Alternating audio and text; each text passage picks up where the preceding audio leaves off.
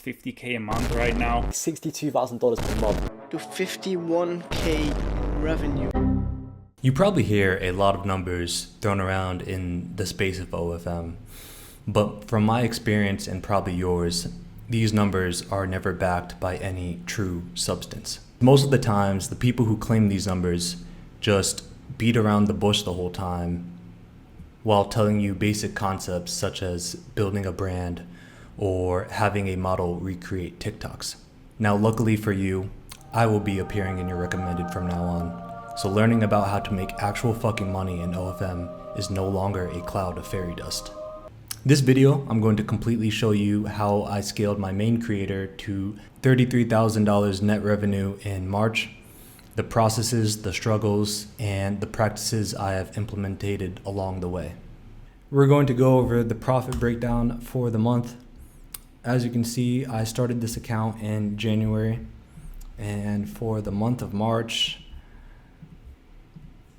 total was $41,000 gross, $33,000 net. The subscriptions, 6,450. However, $2,224 of that was in renewals. And I have started working with a new chatting agency that I partnered with around the end of February.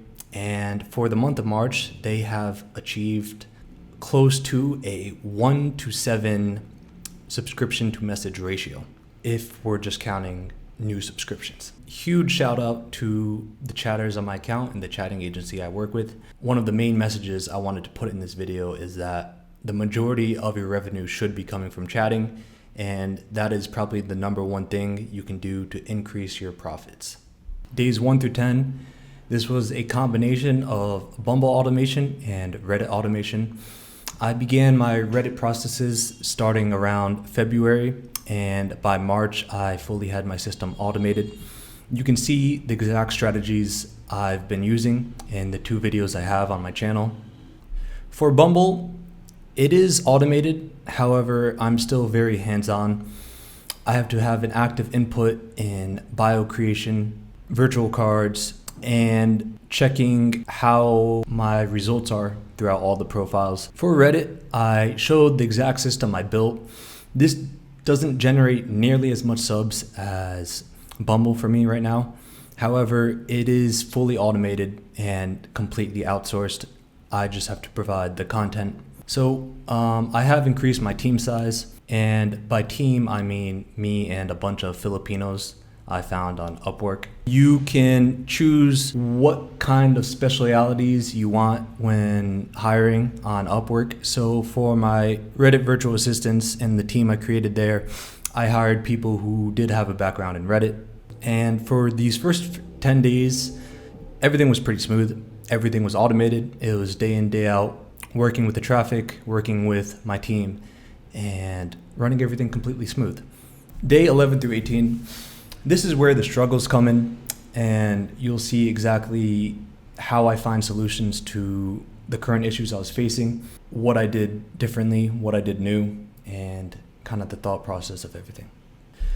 The current method I was using on Bumble got patched, entirely patched. Swiping patterns and bio were the cause. However, I did not really know at first why what I was doing was getting patched. I was going from, again, 50 to 100 subs per day down to straight 0. Like, just everything got banned at once, and I could not get accounts up and running. They were always getting shadow banned. So to find out what was the cause, I first started running accounts with no bio, just swiping to see if my swiping patterns, what was getting patched. And it was, I did have to change my script. I did have to change my swiping patterns. Again, I'm not going to provide you the exact details, but I had to do it in a way that was less aggressive. So after testing a couple profiles with no bio and testing my new scripts, testing my swiping patterns, I was able to get Bumble accounts to 1,000 plus matches. I then realized that the next step was testing out the bios. The original strategy I was using for having my funnel in the bio was patched. What I was doing, I'm going to tell you just because I don't care. What I was doing was I was conjoining the letters Instagram with solid words and then putting my Instagram handle after that. and that would basically bypass the automatic detection of Bumble sensing the letters. Even though it was working around for about a month or two, they did patch it. Throughout these days, I was testing new ways to write the Instagram, having my funnel in, and I was struggling. However, rather than just saying shit's patched and quitting, I kept going. So the only subscribers I was getting during this time were from Reddit. Bumble was completely dead from days 11 to 18, and I was just constantly working on trying to find a new solution to get my Bumble operation back at scale. This is when I started doing more research, and I started learning about the clone app method, acquiring the softwares and equipment needed to get the clone app method fully operational. I did make a video on this and it got taken down, so I'm probably not going to be covering it that much in protection for my channel. I did get a few comments of people saying the clone app method is patched. To those people, honestly, like, if you're going to try something and it doesn't work and you quit because it doesn't work and tell people it's patched, hear things from other people that it's patched, you're never going to get far, right? The clone app method is still working. I know people who run at scale. I've recently tried it and I've got it to work. You do need workarounds and different softwares to get it to operate, but again, it's kind of foolish that some people will just say something's patched because they tried it and it didn't work. Day 19 to 25, I found a temporary solution for creating my funnel in Bumble.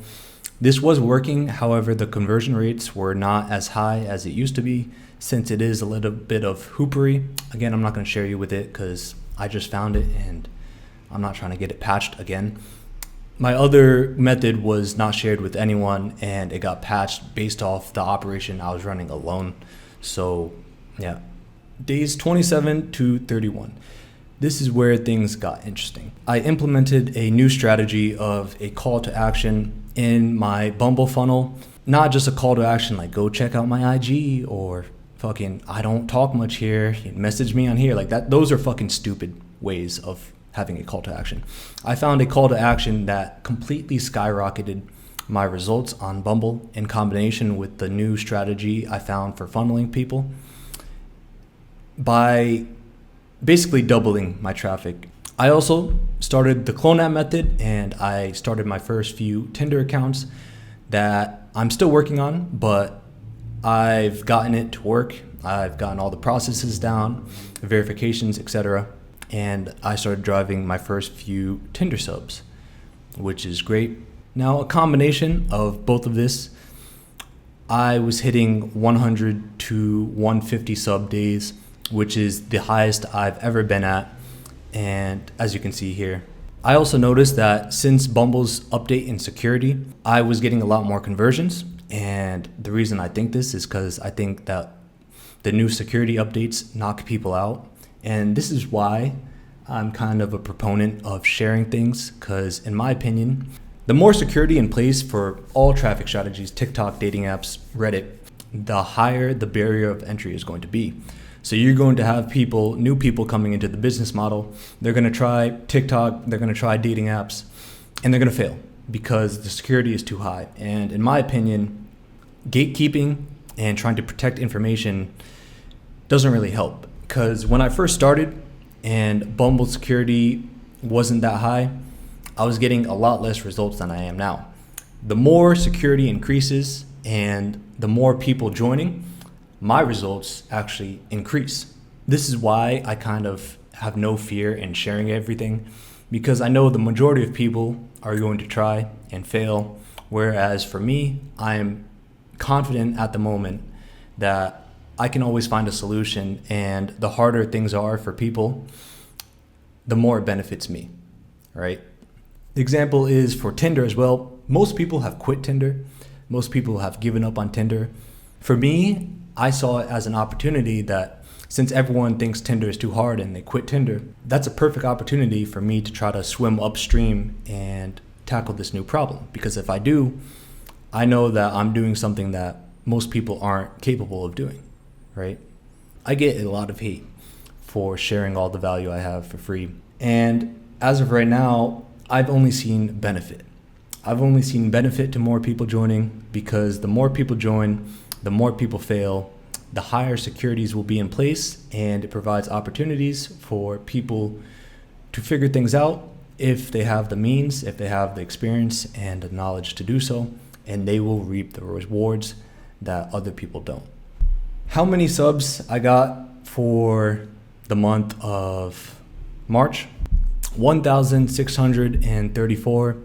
Of that, I would say more than 1,000 would be from Bumble, just straight Bumble, and the rest were the various other strategies I implemented: Reddit, Tinder, and some new social networks I am trying.